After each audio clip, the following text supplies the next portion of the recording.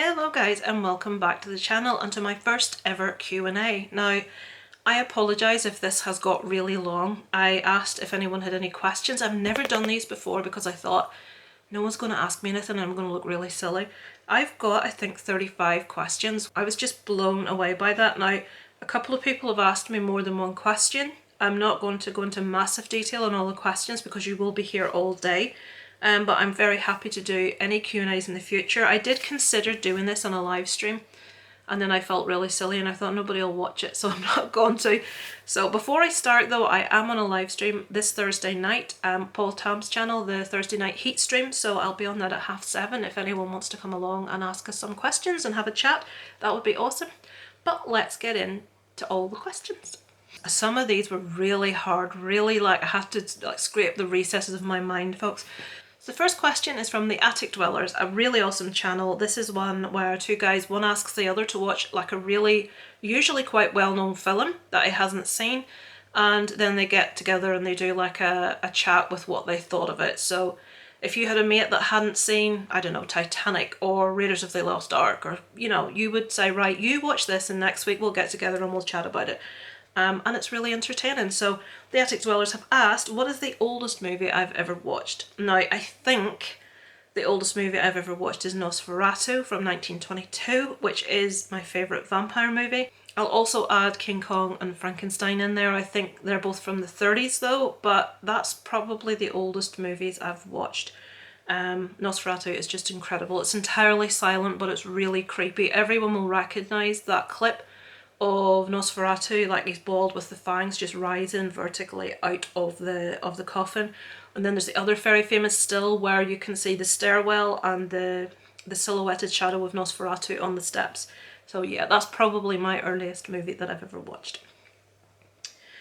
My next questions now, 11 questions from D Movie Man. Anyone that knows D will know on any streams that he is in the live chat for, his questions are insane. Really, they're just ridiculous. He needs to do interviews on his channel because he always comes up with the most fantastic questions I've ever heard. And I've got 11 here, guys. So, number 1 was, what films do you have the deepest emotional connection to? This was really hard because I struggle to think if I have a deep emotional connection to a movie. I'm going to go with Poltergeist and The Fly, purely from the viewpoint of they bring back really happy memories of my childhood. That makes me sound all kinds of warped. Poltergeist is the first movie that really frightened me as a child, and The Fly is one I just remember my mum making my dad fast forward the old VCR because there was a very long sex scene in it. This is the remake with Jeff Goldblum and Gina Davis. Oh, goodness sake, Cal, fast forward that. And it still makes me laugh to this day. The other one I'm going to choose is Amy Foster. It's also known as Swept from the Sea. It's my favourite romantic movie of all time. I'm not a big fan of romance movies, but this movie speaks to me just ridiculously. I really identify with the female lead in this and what she is inside. And the guy she gets with in this is just my idea of the perfect man. I love him. So Amy Foster is probably the one that I felt the deepest emotional connection to. Next one, how do you feel about those advocating for movie theatres to go away? I didn't know this was a thing. If this is a thing, it's ridiculous. I mean, oh, right, I'm not going to get into a rant, but whatever way you want to watch movies is fine. There are people, now I have had people tell me I am not as much of a movie fan as they are because I don't collect physical media and because I stream. Now, there are several reasons. This is not about the cinema, is it? But I'm going to tell you this anyway. I don't collect physical media because number one, I can't afford to. It's too expensive. I watch people go out and pick up 4 DVDs or 4Ks it is now in a week and they've spent £100 and I'm thinking I don't have £100 to spend on 4 movies, and more power to you if you do, that's fine. I'm not judging that, but I'm not a person that can afford to go out and buy all the movies I want. And when I did collect physical media, which I did, I would watch the movie once or twice and then I'd never watch it again and it would just be sat on my shelf and I don't have the room. I mean, I think when you've got kids and kids of an age that are still at home, you don't have room because your house is full of their crap. You literally don't have room. So I do have some physical media, but it's only films that maybe have been bought for me that are massive favourites of mine that I won't part with. But I don't like buy social media. I don't feel that it makes me any less of a film fan for that reason. And getting on to the question, which was cinemas. Some people don't go to the cinema. The cinema for me has been my main social outlet for many, many, many years. When I lived in England, I had the Cineworld card, the unlimited card, and I would go to the cinema. I would see every single movie that was released. Even if it was something that I thought I didn't want to see or it didn't appeal to me, I'd go see it anyway because you paid so much every month. I'm going to get my money's worth. I'd watch everything, and there'd be some movies that initially I thought, nah, I don't fancy that, and they would be amazing. And a perfect example of that is In the Heights from last year. No interest. It was Man of Movies and Lost in the Rail that said to me, no, no, Lisa, you need to watch this movie. It was my favourite movie of last year. So the cinema is just, there's nothing like watching a movie on the big screen. I don't care what it is, there's just something so enjoyable about, and to me it's not being around other people. I like nothing more than being sat in a screen on my own. And people say to me, how can you go to the cinema by yourself? And they look at me like I'm really sad. And they see me sat there on my own in the cinema and they think, oh, she's been stood up. It's like, I'm there to watch a movie. I'm not there to have a chat. I'm not there to eat me dinner like you would think some people were. I'm not there to eat hamster through half a bloody popcorn bag. This is going to take so long. I do apologise. I talk too much. But anybody advocating for the closing of cinemas, for what reason? That's ridiculous. Well, there should never be the closing of cinema.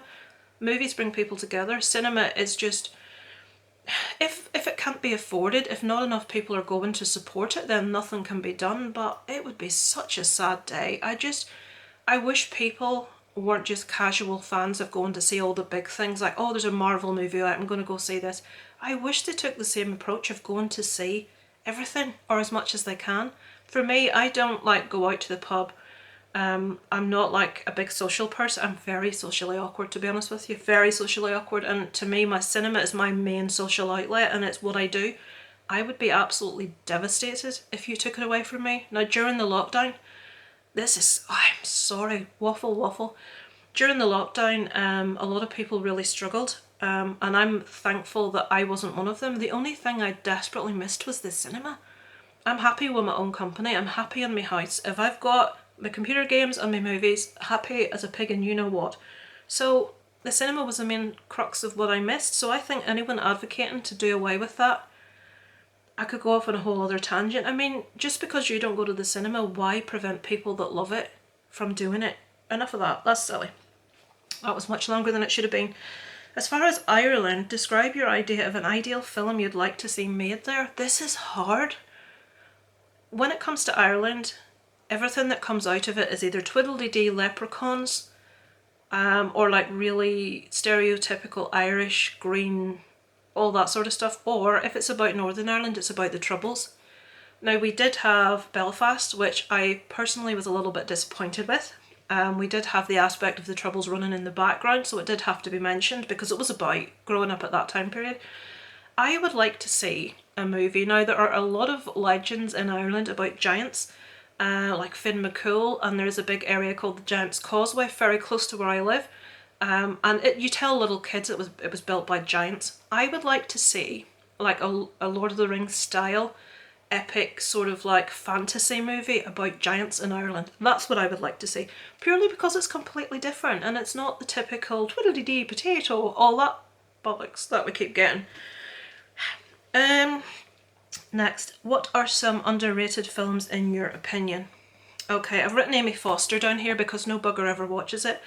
It just speaks to me on such a personal level. I adore it. It makes me cry, and I mean, romance movies never make me cry. I cry at cartoons, for God's sake. I cry at TV adverts, but lovey-dovey stuff doesn't really tend to, like, I'm not that kind of girl, but Amy Foster makes me that kind of girl. I adore it.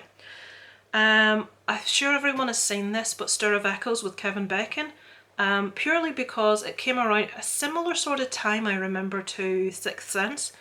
And I just felt Stir of Echoes was such a better film and no one was talking about it. Finally, Murder in the First, also Kevin Bacon. That movie just emotionally is a gut punch for me, and I'm going to talk about it later in another answer, so I'll not say any more about it just now. But Murder in the First with Kevin Bacon. If you haven't seen that movie, please do yourself a favour and watch it. So, What inspired, and we're still on D Movie Man by the way, what inspired and motivated you to start a YouTube channel? Okay, when I started a YouTube channel, I was not even aware of the movie community. I didn't know it was a thing. I've had a friend called Chris, I've known, oh my god, 15, 16 years, but only on an online capacity. We met once in Florida when we were both on holiday. He's actually from the UK. Never met in Florida. Him and his wife Toria, they used to have a YouTube channel where they would vlog. And what got me into watching YouTube was they did Vlogmas. Now, I am a massive fan of Christmas. I adore Christmas. I get really excited about Christmas. And Vlogmas, the whole concept of releasing a video every day about things like decorating your tree, you know, making Christmassy drinks, just ridiculous things like this. And I'm watching them. I love this. I want to do a bit of this.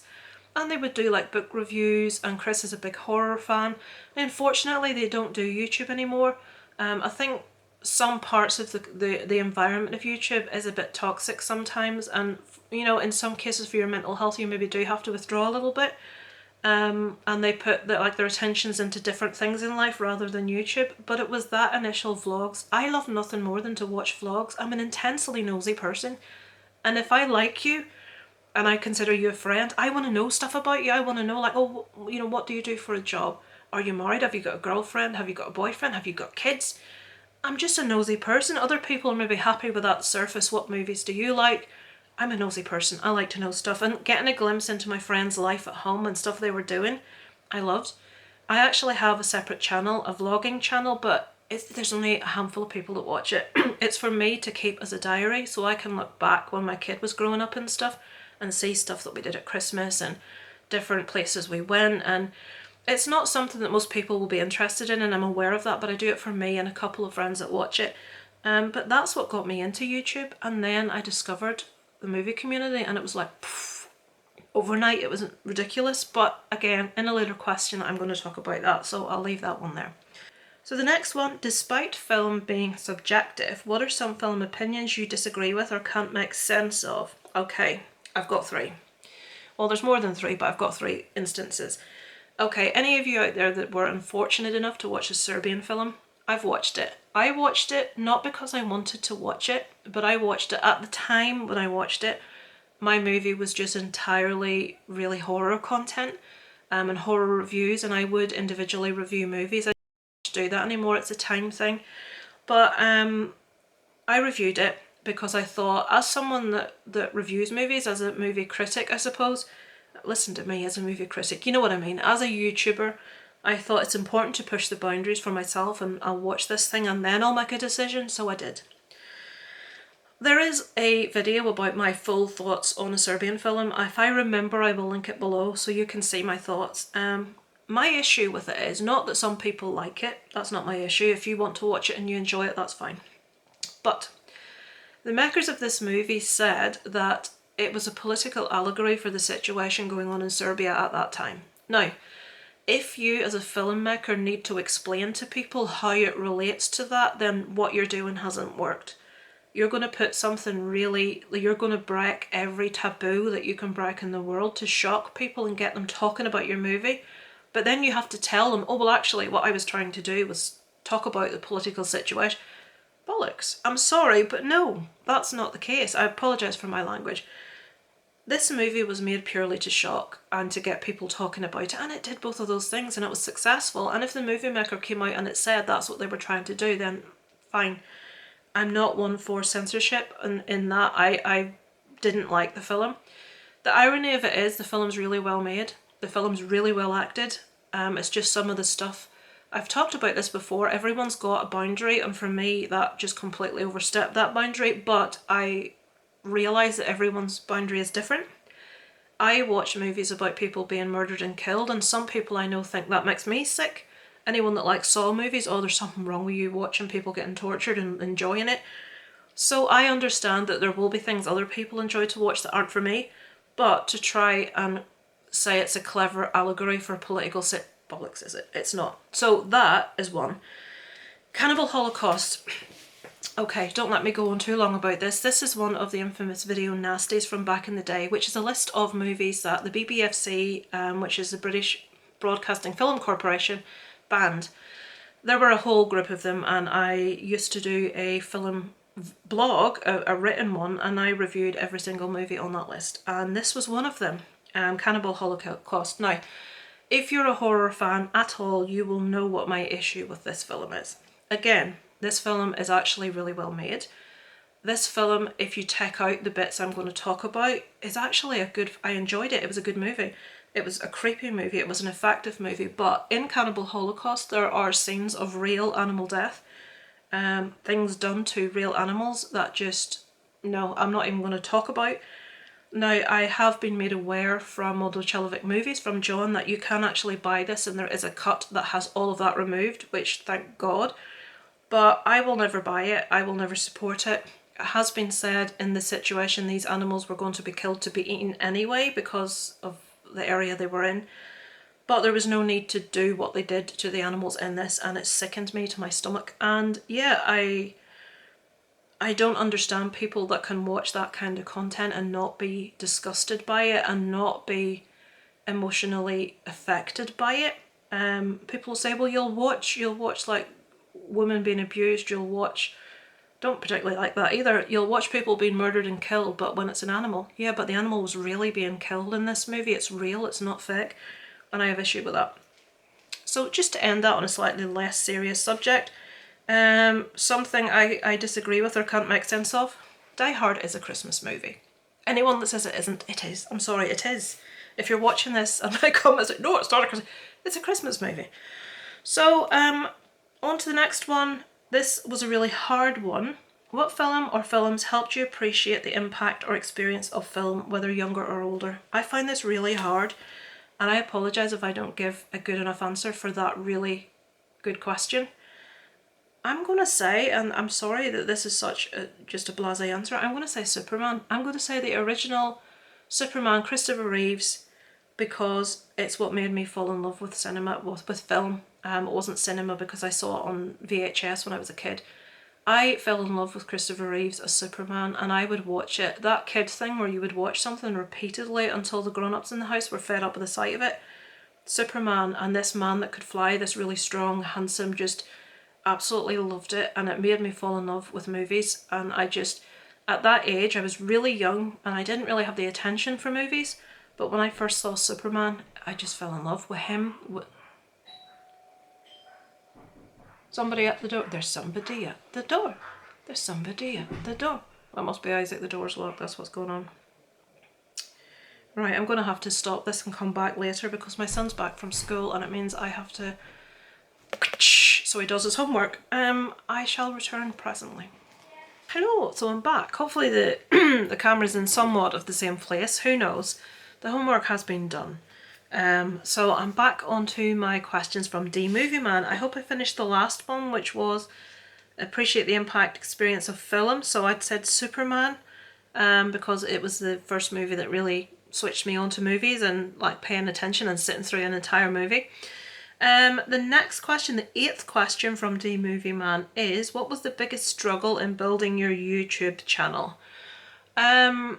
I never really set out to build it as such. I set out initially to share my love of like Christmas, and then I came across just all these different people in the movie community. Initially it was very much the horror community, as I have a big passion for horror movies, and it was never really a question of wanting to get more and more and more subscribers. I think now I care even less about that than I once did. It was obviously amazing to hit the milestones, to hit the like 100 and 500, and it felt really good, and you like couldn't believe you reached these milestones. But I can't say I've ever subconsciously set out to increase my viewership, if that makes sense. I love forming friendships and close relationships. That sounds weird, close relationships. I've been amazed about the friendships I've formed since starting YouTube, and to me, that is above and beyond the most important thing.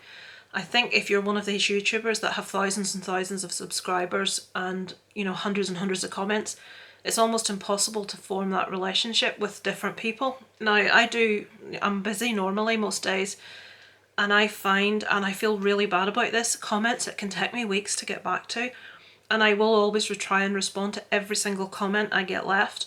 But if someone comments back on my reply comment, I never see that because I don't check my notifications, because they literally, some of my like true crime videos are being commented on constantly, and people are arguing with each other, or people are calling me names for my opinion on stuff, and I just stay out of my notifications. So we're getting round to the sort of answer as to the struggle. Trolls is the answer to that. True crime's a big interest of mine, and some of my true crime videos, I know it's not massive for some people, but I mean, some of them have got 12 and 15,000 views, and to me that's like ridiculous, because my videos never get over 100 views. Very rarely. I don't get that many views on my videos, but I'm happy with that, because the people that do watch and the people that do comment are the people that I care about as people, as friends, and you know, it's irrelevant to me how many views something has. But I purposely feel now I need to stay away from the comments of my true crime videos, because that is the proportion of people that don't know me, that are just like tuning in to watch about a true crime situation. Now, if I watch someone tell me a story about true crime, even if they've said something I disagree with, I don't feel the need to go into their comments and be nasty, or even, you know, even you said this and that's wrong, or another good one is where they correct your pronunciation on things. But some people can be really vile in comments, and sometimes it actually takes me a while to build up like the right mood to go into my comments to reply, because I'm like, oh, what's people going to say? Is someone going to be horrible? Is there going to be trolls in there?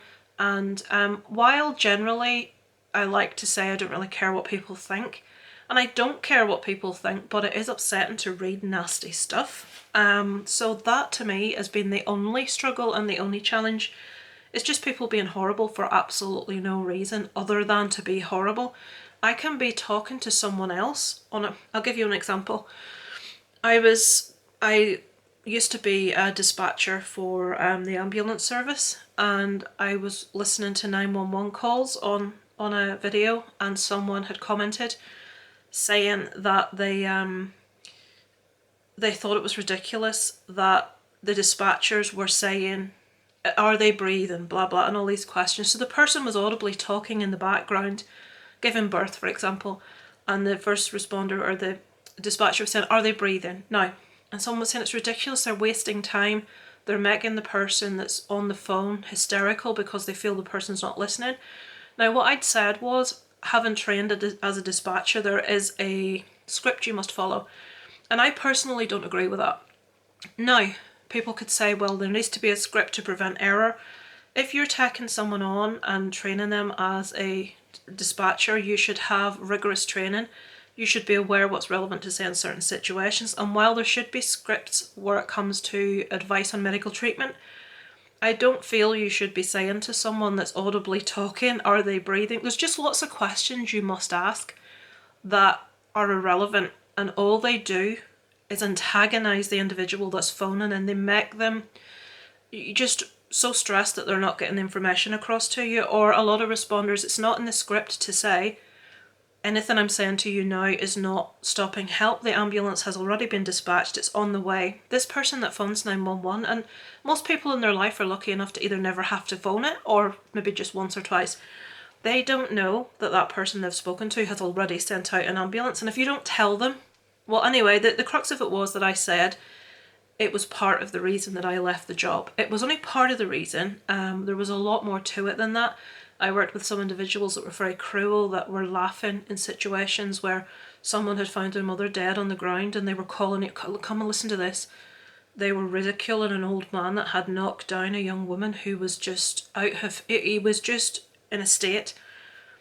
And a lot of the people I worked with, I was told when I got the job, you have to have a very black sense of humour and you have to be able to desensitise yourself.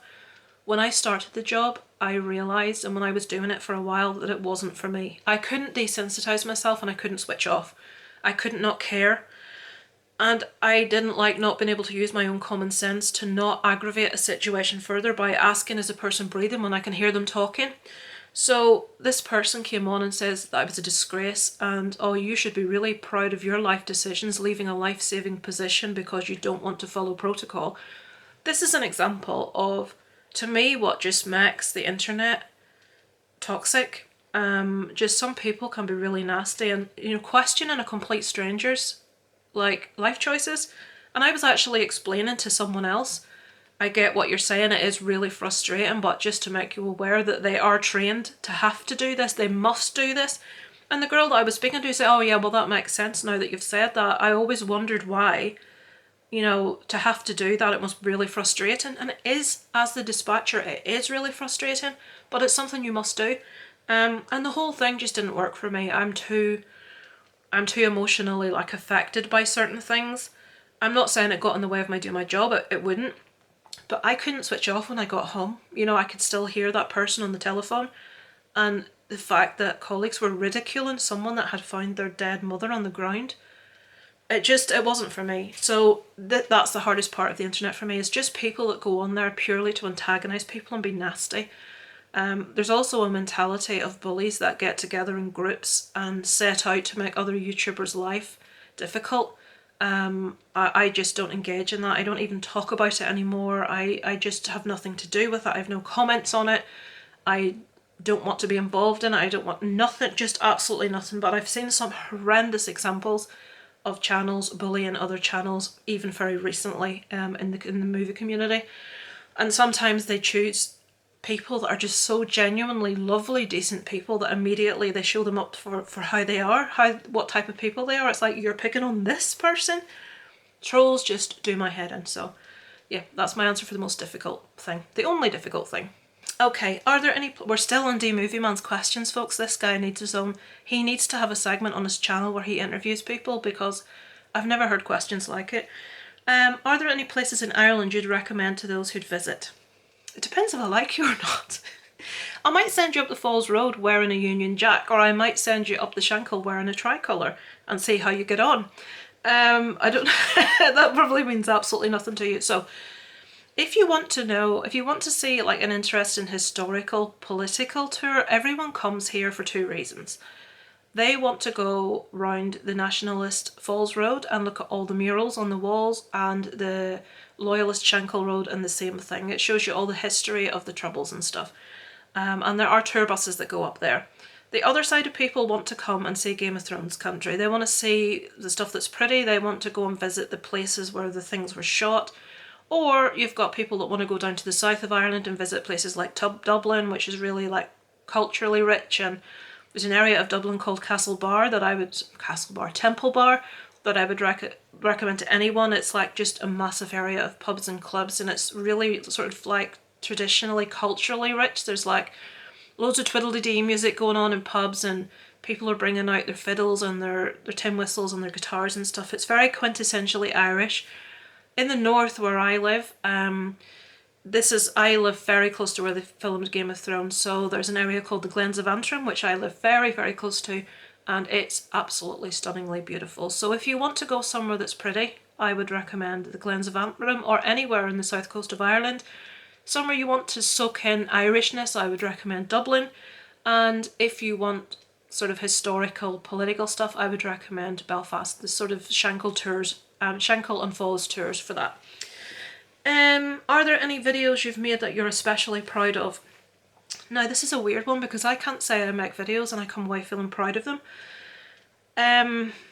Videos of mine that have done really well have been the true crime ones, and I can't say I'm specifically proud of them as such. I just tell a story because it's interesting. I, for a time, was part of a trio called Three from the Grave, which was like a horror trio, me and two, Movie Massacre and Strange Monkey. And some of the videos we did, one of us would do Mythos, one of us would do a review. What was the other one? Mythos, review, and Facts was the other. We'd do a different movie every month. And some of those where we did little skits and we put in little funny bits, or we did like Ghostbusters, we did a really bad one at Thanksgiving. What's that one with the turkey in it? I've completely forgotten. But there was a lot more sort of thought and creativity that went into the videos back then. I just don't have the time now, unfortunately. I even struggle to get out one video a week, and I tend to sit if I get a free hour on one day and try and get everything squeezed in. But my videos that I did for Three from the Grave are on my channel somewhere. If you go back, you can have a look. And it was such a fun time because I formed such lovely friendships with the two guys. I don't get to speak to them much these days at all, unfortunately. because I even avoid my inbox because it's just full. It's like somebody once made a joke, yeah, Lisa checks her inbox once every 3 years. It's awful. If you send me an email, me seeing it is like, it's ridiculous. I'm terrible. But yeah, my 3 from the Grave videos I'd say are the ones I'm most proud of, not particularly just because of my input, but because of what we made as a threesome. 3 from the Grave has changed lineup several times. There have been a lot of other YouTubers you may recognise that have been involved. Morbid Heart Designs, Cadaver Club, at the moment it's Random Ross or Random Horror, he has another channel, and Macabstone Productions. Chris still there, he's been the constant throughout. But it was a lot of fun, and I've very good memories of that time. It got to the point where it was too much for me. I wasn't getting the time to put in the effort and the energy I needed to, so I thought the best thing to do was just to step back from it because I just wasn't able to give it what it needed. But yeah, I would say those ones. And finally, for D Movie Man, name some significant milestones on your YouTube journey. I've just basically written one particular thing down here, and it's friendships. The only thing that matters to me in the whole YouTube journey is the relationships that you form with other people. Being asked to be on live streams and people feeling that they want you to be on their live stream has been just really surprising to me. I've been on a few recently. I hadn't done live streams in years. I used to long ago in another group, but I get nervous. I think, what if I can't think of anything to say?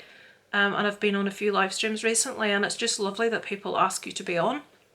There's a couple, I think there's about 3 that I've been asked on that I still haven't secured a date because it's ridiculous. My calendar's the best way to get me on a live stream is say, are you free on this date at this time? And if I am, I'll do it. But trying to like earmark a time for me is a nightmare. So I mean, like last week, Paul Tams asked me, are you free next Thursday night to come on this? And yeah, I was. So I says, yeah, I'll be on. And that's generally how it works. But yeah, just people asking you to be part of their streams, I think is a lovely thing. And friendships that I've made. I mean, I started watching the Cinema Squads. They used to do Shooting the Shit every Friday night, which I really miss. Come back, guys, where are you? And they did the Rubber Duckies. And I knew a couple of guys from the Cinema Squad, which was Sean from Lost in the Reel and Joe from Geekyjinks Reviews. And I sort of got to know them through their channels, but then I got to know the other guys through the streams, and they're all such lovely, decent, nice guys. And I like to feel I actually have some sort of friendship with them. I know some more than others, but I really care a lot about the guys. I think they're lovely guys. And other people I've met through the years since doing YouTube, it's like a friendship. It's not like, I don't feel like a subscriber. I don't feel like we just watch each other's channels. I feel like there's a real friendship there, and that to me is the only milestone that matters, and it's the best thing to come out of all of this. And that is D Movie Man's questions answered, all 11 of them. So we move on to DVD and film blogs questions, and I have 3. Okay, so the first one is, are there any movies you hate but everyone else loves? Right. Oh, the hatred I'm going to get. I didn't like either of the Suicide Squad movies. I'm not going to like spend a long time talking about these because I'll keep you all night. I know the second one was very popular. I wasn't a fan. I didn't like the Justice League, either version. The second one I was bored senseless. It was too long. How it looked was beautiful, but I really didn't care either way. Now this is good. I apologise before I even start answering this question to Sean. Lord of the Rings. Now, let me explain. I have seen half of one Lord of the Rings film in the cinema and I fell asleep. I haven't seen any of the others. I feel so bad about that. I need to watch them, but I was so bored. I can't even tell you what the movie was that I saw. It would have been in roughly 2005, 2006, I think. I went to the cinema and fell asleep. I generally don't fall asleep in the cinema, but I did. So I'm not saying I hate Lord of the Rings, I'm saying I fell asleep and I haven't watched any of the others. I will rectify that. Second question from DVD and Film Blog was, what is your favourite true crime case? Now, favourite true crime case, that's a weird one. I would say most intrigues me, that I would most like the answer to. The ones that really interest me are ones where we don't know who done it. We don't know what happened. And the one that comes to mind immediately is Madeleine McCann. I would imagine everyone knows the story. It's where her parents went on holiday to Portugal. Was it Portugal? Praia de Luz, was that it? And they were eating out at a tapas bar with friends, and they left their kids unattended in the hotel room. Someone would go back every hour to check, and even though the hotel did offer a babysitting service, they didn't take it. And long story short, Madeline was taken. Well, some people think that the parents were responsible, some people think Madeline was taken. I am in the camp that actually does believe that Madeline was taken. A lot of people think her parents are guilty of doing something. I think her parents are guilty of extreme irresponsibility, leaving their child, like their children. There was 2 younger children, I think they were a year old, twins, and Madeline was maybe 3, and they left these 3 young children alone in that apartment, which to me, you know, some people think, well, everyone was doing it. No, it's wrong. We don't do that. I would love to know what happened. I would love to know, did someone take Madeline, or was something more sinister going on with regards to her parents? There's a lot of, I've always thought I want to do a true crime story about this, but it's literally, there's so much information, it would be so long, and so many people have done it so wonderfully. If you're interested, I point you towards Stephanie Harlow's channel.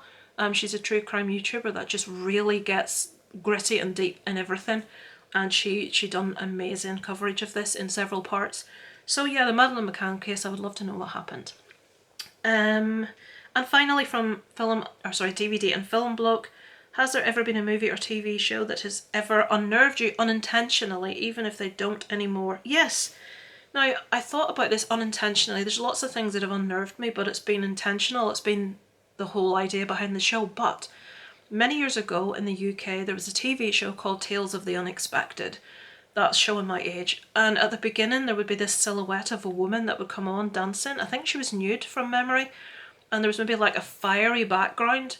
But the music and the way the woman was doing this dancing really freaked me out. I didn't like it. It always made me feel really uncomfortable. And not because it was a nude woman. Well, it wasn't. It was a silhouette of a nude woman.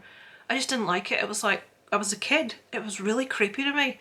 I'm like, no, Tales of the Unexpected. I'm leaving the room. I don't like it. So yeah, Tales of the Unexpected, folks, unnerved me unintentionally. So massive thanks to DVD and Film Bloke and D Movie Man and who else, and the Attic Dwellers. That's 3 people's questions I've got through. And we're now on to Sin's Corner. This is someone's channel that I've become very recently aware of. I've watched a few videos. They're always really in-depth and interesting. So she has asked me, is it 8 questions? Now, you will be glad to know these are questions I can answer really quickly, so it's like favourite movies in each genre, things like that.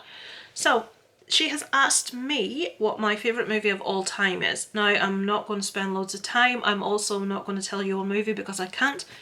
My favourite movies of all time are Texas Chainsaw Massacre, American Werewolf in London, Misery and The Shining. Number 2 is my favourite horror. See number 1. I can't tell you one. That's 4 favourite movies of all time, so it's the same answer. Favourite action adventure. Now that one's a bit easier. I'm a massive lover of Indiana Jones, so that has to go to... I love Temple of Doom and I love Raiders of the Lost Ark. If I had to choose, my personal favourite is Raiders of the Lost Ark, so that's my favourite action adventure. Favourite thriller / suspense. Okay, easily that's Memento. I think it's a genius movie. This one with Guy Pearce where the movie's backwards. I adore that movie. Also, it's not really thriller suspense. Now it suspends me, as in I can't stop thinking about it. Martyrs, the end of the movie Martyrs, which is obviously a horror movie. What does she whisper in that woman's ear? What does she say? That the suspense kills me. I'm like, I want to know what was intended. So yeah, Martyrs.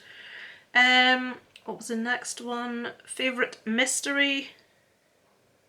Have I got them the wrong way round? Favourite thriller suspense, I do apologise, was actually Misery or Seven. Both absolutely faultless, flawless films. I love them both. And the favourite mystery was Martyrs and Memento. Next, favourite fantasy sci-fi. That one I went with Pan's Labyrinth by Guillermo del Toro. Absolutely beautiful film. Favourite animation would be Toy Story or Coco. And has there ever been a movie that shaped or changed your life? Okay, I wouldn't go that far. But this is a movie I brought up earlier and I'm going to bring up again, and it's Murder in the First. Now, I would say it changed me in a sense that when I watched it, I could not get it out of my head. I don't want to go into too much detail about the storyline, but this is what Kevin Bacon's character goes through in this is just horrendous. And there is a portion of this where he's put in solitary confinement, and in the area he's put in, it's completely black. There's just nothing sensory at all. It's dark, it's cold, it's just every horrible thing you can think of. I think at one stage he tries to befriend a spider. And I used to write a lot when I was younger. I used to write poetry and short stories and stuff. And it really like sparked that off in me again. Just him in that room and what he was going through and the turmoil and the emotions and the thoughts and the madness. And it started me off writing again. So that's a movie that had a big impact emotionally on me because I put myself in his shoes completely. I tend to do that. I allow myself to get lost in movies and I'm right there in it, which is why I allow them to emotionally get to me so much. But yeah, Murder in the First really affected me in a big way and made me pick up a pen and paper again and start to write, so I'm going with that one. And that was Sin's Corners questions. Okay folks, we're getting there. Next, we move on to Horror Flicks with Nick, who has asked one question.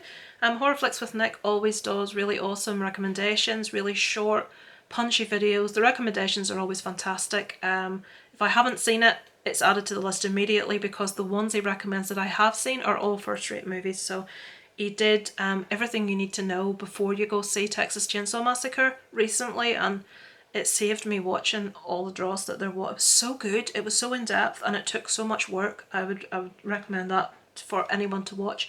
So, what is a movie that you had the biggest shift in opinion on, going either from hate to love or from love to hate? Now this, of all the questions I was asked, was the most difficult because I was really, really struggling in a big way. I don't tend to change my mind massively on movies. I may be think a movie was okay and rewatch it and enjoy it a lot more, but I've never gone from love to hate.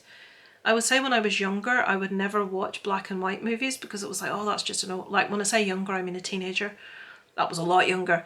It's, you know, oh, it's an old movie, I'm not watching that. But movies like A Wonderful Life, It's a Wonderful Life, showed me how ridiculous that viewpoint is because that movie's just, it's beautiful, it's wonderful. So yeah, I've sort of grown up in a sense of I'm not going to avoid something because it's old. The only example I could think of was Unbreakable. I went to the cinema to see Unbreakable. I love Shyamalan. I'm one of the ones that really liked Old this year. And I watched Unbreakable and I loved it. But when it ended, I was really disappointed. I thought, no, I wanted to see more. I wanted to see him do more. I wanted to see, now that his kid knew who he was, and that speech from Samuel L. Jackson at the, oh my god, it just sends shivers through me every time I watch it with the music building in the background. I adore it. But when the movie finished, I'm like, no, but I want to see him do more stuff. And I was really disappointed, and I came away with that feeling, I'm really disappointed about that. And I went home and the movie was gone over in my head, and I thought, no, I'm completely wrong about this. They ended it perfectly. It wasn't about what he set out to do and what he would do in the future and more bad guys that he would catch. It was about the realisation of who he was, who his arch nemesis was, and that little bit at the kitchen table where his son realises who he is and what he's done is just, oh, it's beautiful, it's genius. And I was completely wrong in my thoughts of wanting to see more of the story because we'd seen the entire story, we'd seen all we needed to see of that particular story at that time. So yeah, Unbreakable, I was completely wrong about my wishes for more. And this is the last question on YouTube. There are then I will go over to Instagram for, and this is from Strange Monkey Reviews, one of the original Three from the Grave members, which is, which horror movie was the biggest waste of your time? Oh my god. Very recently, Resident Evil Welcome to Raccoon City was so disappointing. When are us Resident Evil game franchise people going to get a good Resi film? I mean, aesthetically, looking at that movie, it promised so much, and I watched the trailer and I was excited.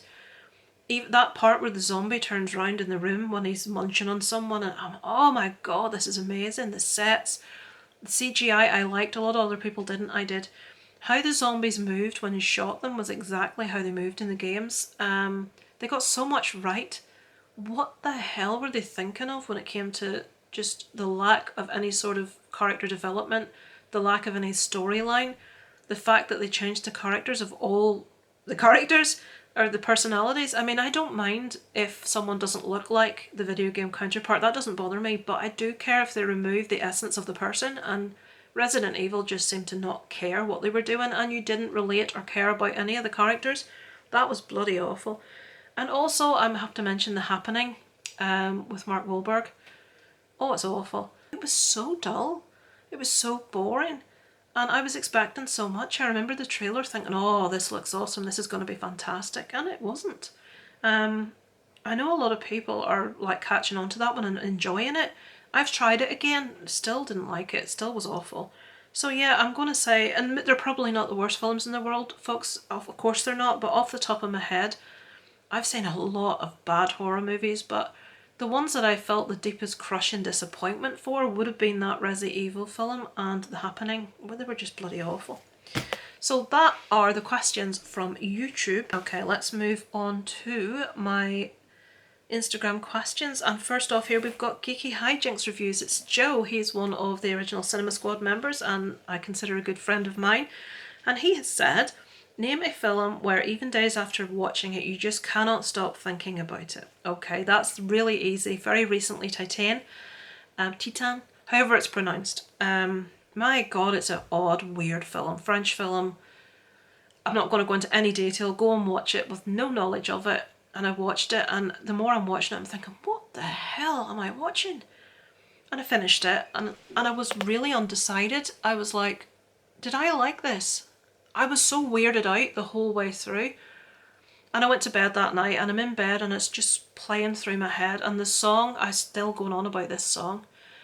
The song where the firemen are dancing in the station, it's by Future Islands and it's called Lighthouse, and I am in love with this song and I play it constantly. I even had a dream that I was dancing in there was a YouTube convention and all of my favourite YouTubers that I know were all at this big convention together and we were all meeting each other and I was dancing with the Cinema Squad to this song. So it's I can't not get it out of my head. Joe had some moves about him. So Titan, I just couldn't get it out of my head. I had to watch it again, and on a second watch, the first time I was a mix of confused, surprised, I'm not entirely sure. The second time I watched it, I loved it. I could not get it out of my head. So yeah, that's the obvious answer. Also Martyrs, because it just, the whole idea behind it, or the whole idea behind martyrdom and what they were doing in Martyrs and why they were doing it, and what was whispered in that woman's ear at the end intrigues me. I couldn't get that out of my head. And Murder in the First, the one that I spoke about where I started writing again, I couldn't get out of my head the guy's story and what happened to him and what he went through. So those three, there's so many, but those three definitely off the top of my head. Just stay with me, and still do all stay with me in my little recesses of my noggin. So thanks, Joe. On to the next one from another member of the Cinema Squad, Man of Movies. This is Jonathan, who lives in Florida, who is going to be a dad later this year. His wife is one of the most beautiful women you've ever seen in your life. So he has said, well, since I live in Orlando and I'm a pass holder, you have to rub that in, don't you? And love Disney World, I have to ask, which Disney park is your favourite and why? What is your favourite attraction and ride? Okay, I have been to Florida once. We saved for a long time to be able to afford to go to Florida because it's very expensive when you come from the UK. Even the flights alone cost thousands of pounds, and I had to save for literally years to go. It was one of these once-in-a-lifetime trips that would never happen again, and people said, no, you'll go and then you'll go back. And I'm like, well, I might want to, but I can't bloody afford to. And I went, and it's everything and more that everyone's ever told me, and it is like a bubble. It's like a happiness bubble. And I am saving to go back again. It will take numerous years to save enough money to go back again, but it's so special. To answer Jonathan's question, my favourite park was Animal Kingdom. And the reason for that is the whole Pandora section. Flight of Passage is my favourite ride. It is incredible. It can bring you to tears. It's so special. Just riding on the back of one of the Banshee and the smells. That's Disney, just all they do it so well. They like, you have the sights, the smells. My friend Kelly bought me a couple of candles for Christmas, was it just gone last year? I didn't like them. I've smelled them. One of them smells just like Soarin' from Epcot, which is another of my favourite rides, and the other smells like Flight of Passage. And they smelled just like the rides, and it's like, oh my god, if I burn these, they'll be gone. But the smells that Disney put into things, they just make the experience so special, and the puffs of air, and oh my god, Flight of Passage is just an experience. I also love Navi River Journey, which is much more sedate. It's like a boat ride, and you see all these like little animals on top of leaves and stuff, and then there's like a big, oh no, I'm not talking it. I could talk all day. Cali River Rapids. So overall, Animal Kingdom is my favourite park. I'm not as big a fan. Everyone seems to love that. Is it Magic Kingdom is the main park? Now I just love soaking in all the atmosphere in the castle, and you know, going in the shops and going for something to eat. But I'm not a big fan of I don't like It's a Small World. I wasn't a fan of Peter Pan. All those kind of rides. I love carousels. I can't tell you how much I love carousels, but I was really disappointed with the carousel in Magic Kingdom. I love the Buzz Lightyear ride that's in there, the Pirates of the Caribbean ride, but I could pretty much take or leave an awful lot of Magic Kingdom. I'm not a big fan of the really like sedate rides. I did like the teacups. You have to go to Disney and you have to go on the teacups. It has to be done. But I could talk for hours about Florida Disney World, sorry, and thank you for the question. Next, and we have another member of the Cinema Squad. This is Anthony, Fever Dreamland Theatre, who has one of the best voices I've ever heard. He's from New York. I'm not going to try and do the accent because I can't, but it's just, I love his voice. So he has asked, I think you're a big Dexter fan. If so, what is your favourite villain from this series? I'm a massive Dexter fan. Dexter is my favourite modern TV show. I say that because Quantum Leap is my favourite all-time TV show, but Dexter, I adore the Dexter TV show. I had a really good think about this. I even looked up all the villains to make sure I hadn't forgotten one. My favourite villain is the Trinity Killer. Now, if you have never seen Dexter and you have any intention of watching Dexter, I will put a massive word that says spoiler on the screen, and you can actually, I'll put a timestamp as to where you can go to when I've stopped. So, Arthur Mitchell, played by John Lithgow, who is responsible for killing the love of Dexter's life at the time, Rita. Every death that the Trinity Killer perpetrated was in some way influenced by something that happened in his past, like the death of his sister, the death of his parents. And Dexter initially had a real strong bond with him before he realised who he was. There was just a lot going on behind in his brain. There was a lot of thought going on. I like that there's more to than just going out and killing someone. There's a lot of thought going into it for particular reasons, and everything must be done in a particular way for symbolism. So the Trinity Killer, hands down, is my favourite Dexter killer. Well, Dexter's my favourite Dexter killer. I mean, he is a killer, isn't he? So he's a bad guy. I know you meant villain as in one of the nasty. If you hear guitar, my son's just started playing guitar in the background. So yeah, it would be the Trinity Killer. So thank you, Anthony. Next, we have one from Carl Keenan, 1998. Now, you're obviously a lot younger than I am. I remember making my email address, and I made the mistake way back in the days of being a teenager. I have the same email address, of putting the last 2 digits of my date of birth in it, and now that I'm old, I really wish I hadn't, because everyone can see how old I am that's got my email address. So Carl Keenan, 1998, that's still young enough not to care about what age he is. Have you seen Pam and Tommy yet? And if so, what do you think? I have seen Pam and Tommy. It hasn't finished. I have not got to see it like quicker than anyone else. So I know some people, like Sean from Lost in the Reel, saw it all in advance. There's a review on his channel for it. I've seen everything that's been released so far. I think the individuals playing Pam and Tommy are doing an incredible job. As a rock fan, I've followed Motley Crue over the years. I've seen Motley Crue live, and Tommy Lee was the best part of that. He's very energetic. He's got a lot of charisma. I couldn't help but see what a twat he is when I watched this. I've read the book The Dirt, which is basically a behind the scenes on Motley Crue, and it gives a lot of very honest, debaucherous information. It was made into, I believe, a series on Netflix, which was good.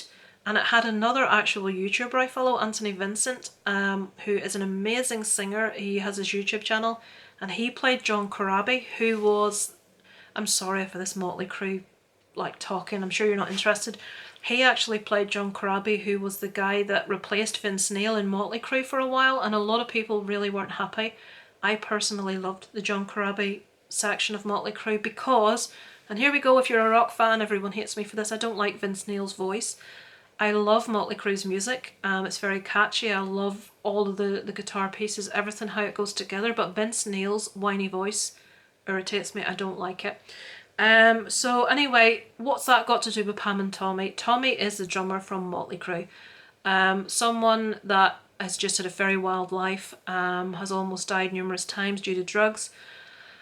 I feel in this he's been represented, it looks pretty accurately. I wasn't actually aware of how much a twat he was. I'm feeling really sorry for Pamela Anderson watching this and what she went through, and she just seems so innocent. I'm sure she wasn't completely innocent, but you know, Tommy thinking that this tape being released is just as bad for him as it is for her. I mean, because all the men out there are watching this tape to look at Tommy Lee's dong, you know what I mean? We're not. I personally haven't seen it. I've seen clips from it. I've no interest in watching it. I just feel really bad for her that it's in existence. I do feel, to answer your question, I do feel the actors are doing a really good job. I do feel it's very entertaining. I'm enjoying the show. But it leaves a bit of a bad taste in my mouth because I just think he's a massive doofus and I feel really sorry for her. But yeah, they're doing a good job, what can I say? So thanks Carl for the question, and on to now. This is a gentleman that I got to know because he's always in the comments of Playtendo Guys Wednesday night stream, and I know he has sent posts to Mondo Chelovic Movies several times. Now, is it Koroshia Ichi or Ichi Koroshia? Now on Instagram it's Koroshia Ichi, but my brain's telling me is that the other way around. Well, anyway, I apologise for which way around it is. He is a really cool dude. I really like him. So he's saying, will you be doing any live stream yourself in the future? I would be really nervous about doing a live stream on my own channel because I would fear that nobody would watch it and I'd feel really stupid. I was talking about this in my vlogging channel the other day. There are some people that do live streams on their own, brave people, and they can get 100 people watching and over it. And I don't mean, you know, massive gaming YouTubers. I mean people in the movie community. And I'm looking at it saying, how? You know, why are so many... I'm not meaning how as in it's not worth watching. I mean it's really difficult to get numbers like that. And then I'll watch some streams that are just incredible. Like when I watch the Cinema Squad stream. And sometimes, you know, you're thinking you should multiply that by at least 10 as to the amount of people that should be watching this. It's really hard to get the viewership, and when I look at the quality of some channels and I don't feel they're getting the viewers that they should be getting, I think, who the hell's going to watch me waffling? So it's unlikely I would do a live stream unless people really wanted me to or requested it. For now, I'm content popping my nose into other people's when they're nice enough to ask me. Then I don't feel the same pressure of me looking like a brat. I mean, people will tune in to watch different people's channels that I go on because they're established. They've been doing live streams weekly for ages, but I'd feel a bit daft and silly. I don't think I've got the amount of viewers that would warrant me doing my own live stream, if that makes sense. I hope that answered the question. So you can let me know in the comments if you think I should. But yeah. Okay folks, we're getting there. We've got 2 more people's questions, sorry 3, and one of them I can do really quickly. So we have the infamous Kierans Ghost, Alan, who took a little break from YouTube for one reason and another, and work going on beside his house and people creating loads of noise for him. And rejoice, Alan has been back with his Monday Blu-ray hunt. Alan is just a lovely dude, an awesome dude, really genuine, decent, nice guy, watches all my videos, even watches my vlogging channel and comments. He's just such a supportive, nice guy. I'm sure everyone watching this in the movie community knows who Kierans Ghost is. So, Alan has asked me, if you had to pick another country to live in other than the UK, where would you go? If you had to, where would you go? Right, years ago I would have answered that with saying Prague. Prague is my favourite place I've ever visited. I just love everything. I'm a big lover of like old architecture, and it really irritates me how, I know for cheap reasons and stuff, like buildings that go up now are all square boxes. I'm not a fan of the minimalist look. I'm not a fan of square boxes. I absolutely love old especially Gothic architecture. And when you go to certain cities like York in the north of England, it's my favourite UK city, is a perfect example. It's stunning. I love just old buildings, and Prague, just the architecture in Prague is so beautiful. But I'm going to be really surface here. I'm going to say if I won the lottery, if money was no option, and I could choose anywhere to live in the world, it would probably be Florida. When I was there, I loved it so much. One of the main things is the weather. Anyone watching this that doesn't know, I've got fibromyalgia and ME, joint hypermobility. I mean, you name it, I'm falling to pieces. But basically, the cold and wet weather really badly affects my joints, and I have a lot of pain with it. But when I was on holiday in Florida, even though I was still in pain, the pain was so much lessened by the dry weather and by the heat, and it really helped me physically and mentally. I mean, thankfully I'm not a person that tends to suffer from feeling low and feeling depressed. I'm really lucky in that sense, but it just made you feel alive. It just made you feel invigorated, and the heat and just the sunniness put you in a really good mood. I loved Florida. I absolutely loved it. The only thing that would ever put me off living in America is the healthcare situation, which is why I say if I won the lottery and money was not an option.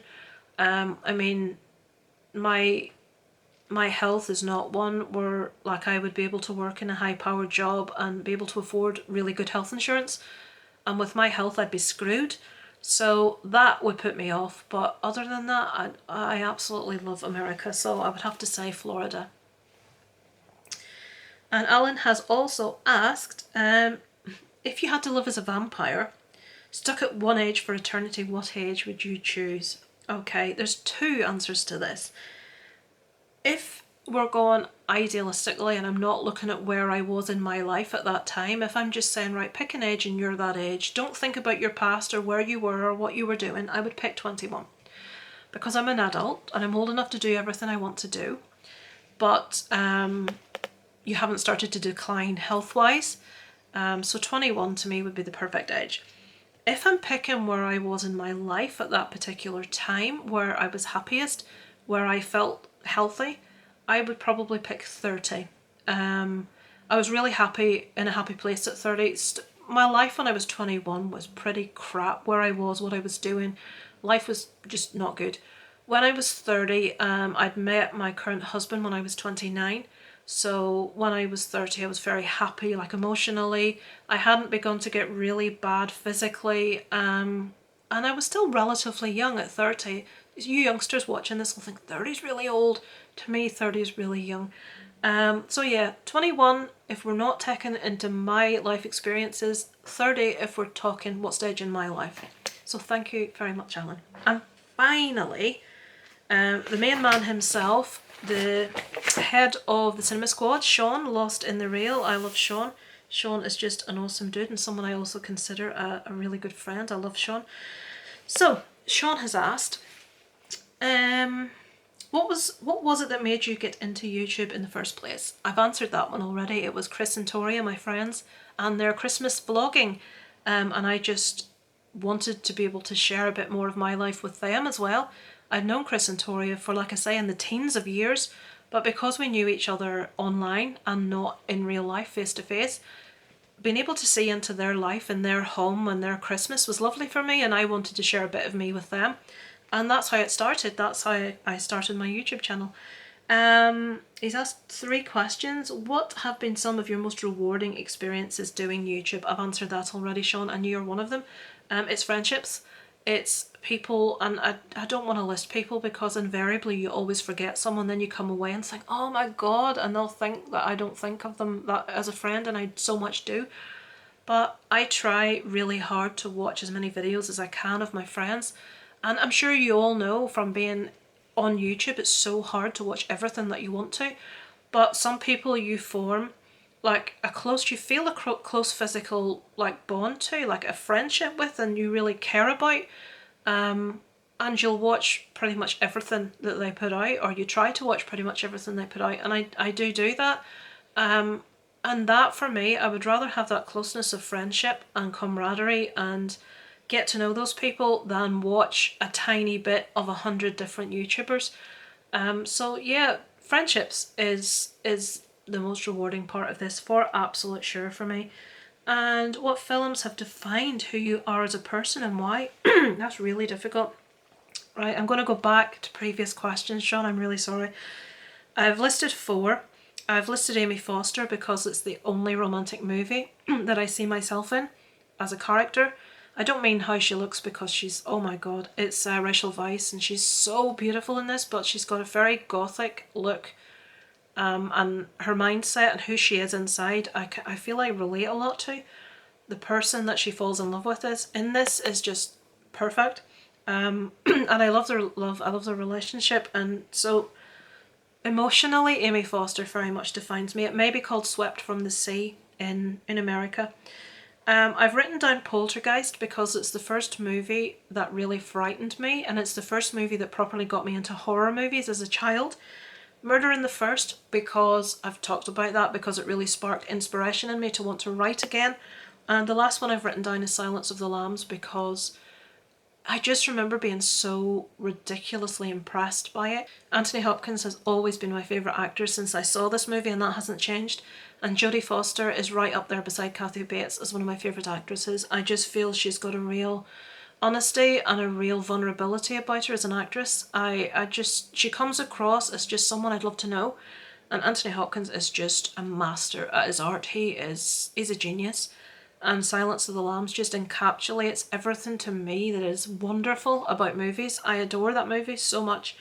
I don't know if they define me as a person as such, but they certainly define my viewpoint on love. That's something that inspires me, what sparked off the love for movies, and just something that I hold as being like almost a perfect movie. So hopefully that sort of kind of answers it.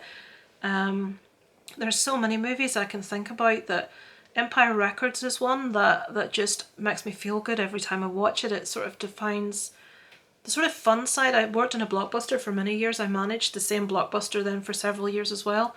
And Empire Records is set in a record shop, but it really much makes me feel like what it was like working for Blockbuster, how much fun it was, the sort of like camaraderie with your workmates and stuff. So that's another one. But yeah, I'm starting to get hoarse because I've spoken for too long. It's not COVID, I've tested. So yeah, guys, thank you so much for all those wonderful questions. I really hope I haven't left any out. I've tried to recheck back all the different places I asked. If I have left your question out, please write down below, and I will maybe at some stage in the future do another one of these. I know pretty much all the questions, most of them were movie based. I really don't mind any subject matter. I don't mind music, I don't mind personal stuff. If it's too personal, I won't talk about it, simple as that. But I'm one of these open book people. I don't have that many skeletons in my closet. I'm not that interesting. Oh, final one, I forgot, my husband actually sent me a question which was basically along the line of aliens, yes or no. Right, I grew up, and for many years as an adult, was one of these, nah, aliens don't exist. No, it's ridiculous, it's silly. Anyone talking about abductions, something wrong with them, something wrong with their head. No. And I went away and I watched an awful lot of documentaries, and an awful lot of them were much the same stuff. But there is a particular individual, and my husband could tell you this if he was here, and he was able to actually draw like equipment that was used by apparent aliens or other life forms and ships and stuff, and people basically treated him like he was cuckoo. And many, many decades in the future, one of these pieces of equipment was found, and it was exactly how he had drawn it. And it was like, oh my God, this is, if you properly go into it and you properly research it. And I was a naysayer, I have to admit, because I knew nothing. And people being implanted with stuff that's removed, that doctors can't identify what the metal is because it doesn't exist on Earth. And then there's the famous story about the man that was abducted, and all of his friends saw it happen, and he turned back up 2 or 3 days later, and all of the men's lives have been completely destroyed by it. They didn't try and seek fame and fortune because everybody thought they were mad. They didn't believe them. They thought, well, these guys have lost the plot. And that's a really famous case, and this guy was actually abducted, and it was witnessed by his mates, and there's a documentary about that, and all of them wish they'd never spoken about it. They wish they'd not talked about it, and were forever ridiculed. But there's a lot of evidence, and yes, I do, but you may think, oh, she's mad, she's not right in the head. I do believe that there is more than we're aware of. I do believe there are aliens of some description. I don't know much more than that, but there's too much proof out there. The proof is out there. The truth is out there. So yeah, that shall do me for my questions, folks. As I said, thank you so much for all your contributions. Thank you so much, guys. Let me know below if there's anything else you want to know, if you think I should do another one in the future of more personal questions. Yeah, thank you for watching, guys. Over and out from Lisa Lips.